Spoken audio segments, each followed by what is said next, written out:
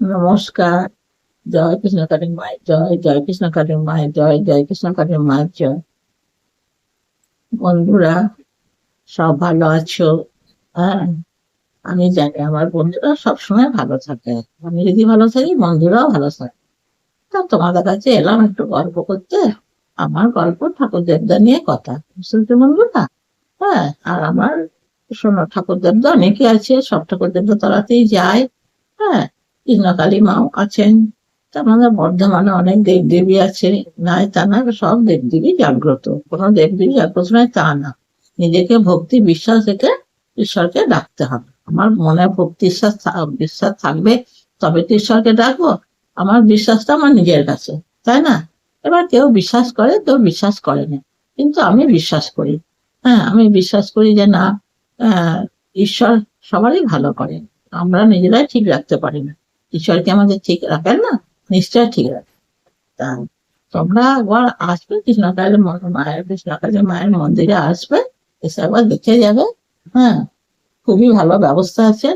যে ওখানে যে মঙ্গলা মা আছেন, কৃষ্ণকালী মায়ের সেবিকা, মেয়ের সম। হ্যাঁ, তা উনি খুবই ভালো মানুষ, খুবই ভালো। সবাইকে ভালোভাবে দেখে, সবার সঙ্গে কথাবার্তা বলে। আর ওখানে কি লাইন দিয়ে মায়ের মন্দিরে পুজো দেওয়া, বা মা ত্রিশূল শাখার লাইন দিয়ে। এবার ধরো যার পয়সা আছে সে আগে লাইন দেবে, যার পয়সা নেই সে পরে লাইন দেবে, তা কিন্তু নয়। সে নিয়ম নয়। সবাই কি, গরিব বড়লোক একটা লাইনেই হয়, বুঝতে পারছো তো? আর সেখানে মায়ের কোনো চাহিদা নেই, কোনো চাহিদা নেই। হ্যাঁ, মা সবাইকেই এক সমান চোখে দেখেন। হ্যাঁ, ভালোবাসেন। এবার তোমার আশা পূর্ণ হলো। হ্যাঁ, তোমার মাকে ডাকলে মা তোমার আশা পূরণ করলো। তখন তোমার যা ইচ্ছা হলো তুমি মাকে তাই দিলে। হ্যাঁ, তোমার যা সামর্থ্য সেরকম দিলে। মা বলেনি আমাকে এত দাও তত দাও, সেরকম কোনো না। তোমার সামর্থ্য অনুযায়ী মাকে দেবে। এবার সেটা তো দিতেও হয়। ধরো, কেন বলছি, এবার আমরা যেখানে যাই করি, দোকানে জিনিসপত্র কিনলো পয়সা দিয়ে কিনি। হ্যাঁ, ওষুধ কিনলো পয়সা দিয়ে কিনি। মাকে একটা অঞ্জলি দিই, সেখানে ওরা পয়সা দিয়ে দিই। আর এখানেও তো আমার মা মা যদি আমার উপকার করছে, তো আমি মাকে দেবো না? নাকি? মা না চাইলেই বা মাকে তো দিতে হবে। যেমন ক্ষমতা তেমনি দিলাম, নাকি বন্ধুরে বলো? তা কৃষ্ণকালী মায়ের এমনি কোনো ইয়ে নয়, কোনো নিয়ম কানুন দিয়ে 108 বার জপ করা। মায়ের মন্ত্র জপ 108 বার করলে, হুম তা তোমার সবসময় তো 108 বার হবে না।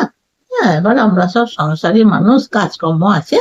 এবার যখন হয়তো চান টান করে শুদ্ধ কাপড়ে থাকলাম, তখন 108 বার মন্ত্র জপ করলাম। এবার সবসময় তো হবে না, নাকি বলো?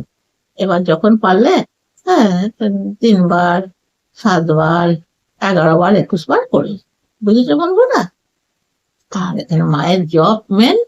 আর হচ্ছে তোমার মায়ের জপটা হচ্ছে খুব, কি বলতো, ওষুধের মতো কাজ করে, তাই না? এটি এবার ধরো আমার যদি রোগ হয়, আমি তো রোগের ওষুধও খাবো। ওষুধ খাই না তা নয়, ওষুধও খাই। হ্যাঁ, মায়ের মন্ত্র জপ করি। তারপরে মায়ের তো 108 বার মন্ত্র জপ আছে। আবার জবা ফুল খাওয়া আছে।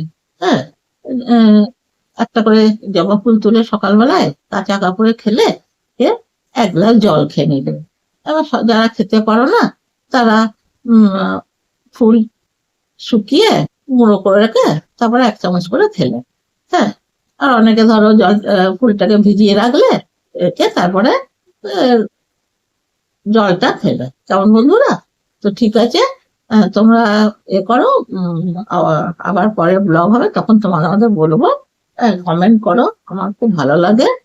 আর তোমরা আমার ভালোবাসা শুভেচ্ছা নিও, আর চ্যানেলটা সাবস্ক্রাইব করে দিও, লাইক করে দিও। ঠিক আছে বাবা, রাখছি। নমস্কার। জয় কৃষ্ণ কালী মায়ের জয়, জয় কৃষ্ণ কালী মায়ের জয়, জয় কৃষ্ণ কালী মায়ের জয়।